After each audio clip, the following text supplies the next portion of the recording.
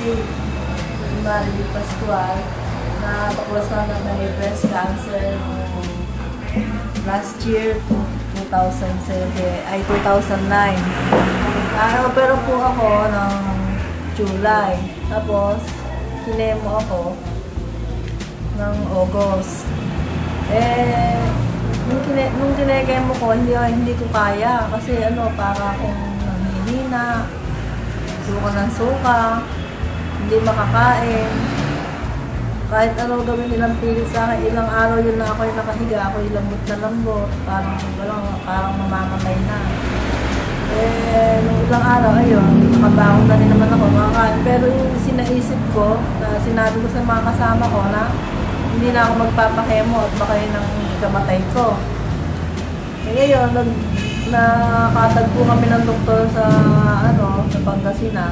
Nagpagamot din ako doon ng 2 months. Kaya lang, hindi ko na tinuloy kasi parang na ako sa kainom ng mga tabletas na hindi mo siya nagkaroon ng epekto sa akin.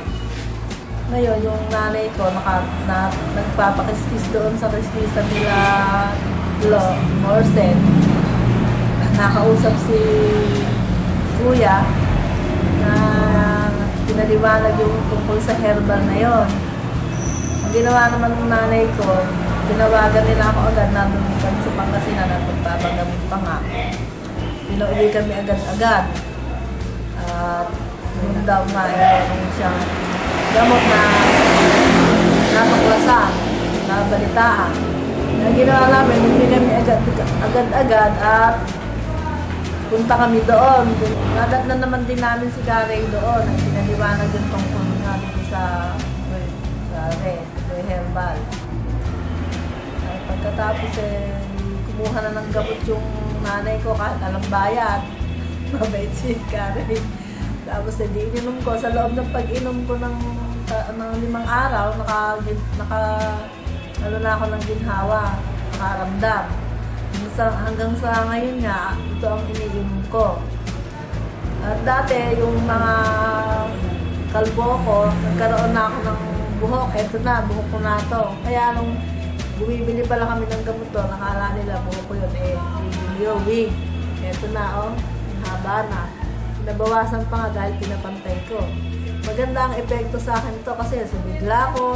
Dati hindi ako lumalabas ng bahay.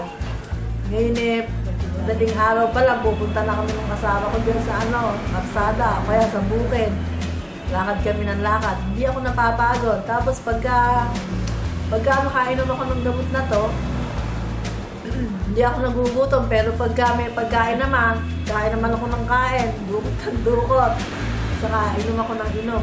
Ihi naman ako ng ihi kasi maganda naman daw yun. Para na ilalabas yung mga toxic sa katawan. Umpisa ako last week of November. December. Mga 3 months na. Pero malaki na epekto sa akin to. Kaya binabala yung mga bukol-bukol sa aking mga braso, may mga dito sa tiyan. Dati ang laki-laki ng tiyan ko. Nagpapalit din siya ng tiyan. Kahit marami kang kinakain. Basta tama lang din yung kinakain na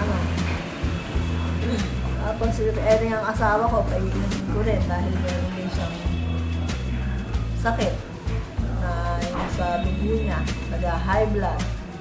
Kaya yung iba, inaano ko kayo na ito ang gamitin yun, magandang herbal ito, yung kay Karen. Ito. Kahit medyo may kamahala, talaga may kapupuntahan naman yung pera. Lalakas ang mga kasi sa doktor na ito na lang inumin ninyo.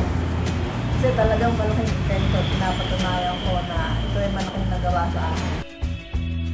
Minabuti ko po sapagkat kung pupunta pa kayo sa main office, napakalayo. Kaya naglagay po kami yung pong cell number na nakalathala sa ilalim ng screen na ito.